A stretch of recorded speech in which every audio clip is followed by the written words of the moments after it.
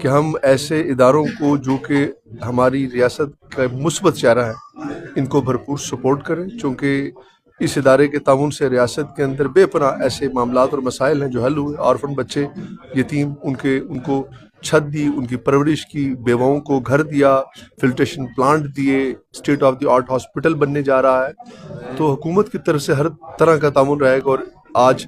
جو اعلان کیا ہے کہ انشاءاللہ جلد از جلد کورٹ کا دفتر جو ہے مظفر آباد میں اوپن ہوگا، جس کا میں خود افتتاح کروں گا۔ وہ اپنے آپ کو ریاست کے دست بازو سمجھتے ہیں، ہمارا کوئی ایسا سچ مطالبہ نہیں ہے۔ خوش نصیبی ہماری یہ ہے کہ ہم ریاست کے ان کاموں میں حصہ لے رہے ہیں جو شاید ایک گیپ ہے جو حکومت فل نہیں کر پا رہی۔ تو میں اس حکومت سے اور بالخصوص ہمارے نوجوان پرائم منسٹر سے